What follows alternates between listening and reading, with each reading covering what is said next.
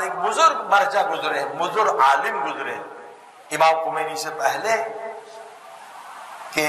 صاحب جواہر، کہ وہ 100 جلدوں میں انہوں نے فقہ کی کتاب لکھی ہے۔ صاحب جواہر جب نجف میں پڑھتے تھے بہت فقیر تھے، بہت غریب تھے، 3 دن سے کچھ کھانا نہیں تھا، پیسہ نہیں تھا،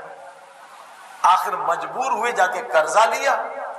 اب میں گر رہا ہوں، پڑھ بھی نہیں سکتا، چل بھی نہیں سکتا، 3 دن سے کچھ نہیں کھایا، جا کے روٹی لی اور ہوٹل سے سالن لیا، کہہ رہا تھا میں واپس آ رہا تھا، 3 دن سے کچھ نہیں کھایا، گرمی نجف کی،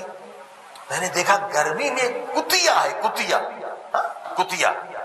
وہ گرمی سے کانپ رہی ہے، بھوک سے بھی کانپ رہی، بالکل سوکھی ہوئی ہے، اور اس کے چھوٹے چھوٹے بچے ہیں، اس کے بدن میں دودھ بھی نہیں۔ میں نے کہا، خود سوچا، میں تو انسان ہوں، میں نے قرضہ جا کے لیا اور روٹی بھی لے لی، یہ کتیا کو قرضہ کون دے گا؟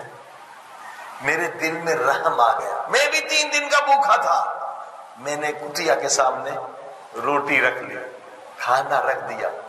ہاں قربانی دی، مجھے روحانی لذت مل رہی تھی کہ میں نے کتیا پہ رحم کیا، اور پھر برتن کو مٹی سے صاف کیا، میں بھوکا سو گیا، جیسے میں سو کے اٹھا میں نے نماز پڑھی، میری پچھلی نماز اور اس نماز میں زمین آسمان کا فرق تھا،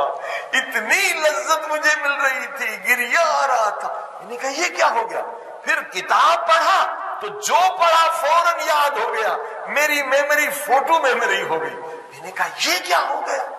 ابھی تک میں نہیں سمجھا تھا کہ یہ کتیا کو کھانے کھلانے کا نتیجہ، نماز میں مزہ ملنے لگا، قرآن پڑھنے میں ہر چیز بدل گئی، میں وہ آدمی نہیں رہا، ذہن بڑھ گیا، میموری بڑھ گئی۔ اب میرے گاؤں سے لوگ آئے، بہت سارے دستاویز لے کر آئے، میں نے کہا یہ کیا ہے؟ کہا ہمارے شہر کا جو سب سے ملٹی ملینر لینڈ لارڈ تھا نا، اس کی کوئی اولاد نہیں تھی، وہ مر گیا، اس نے ساری زمینیں تمہارے نام پر کر دی۔ میں نے کہا کب کی تھی، کس دن کی تھی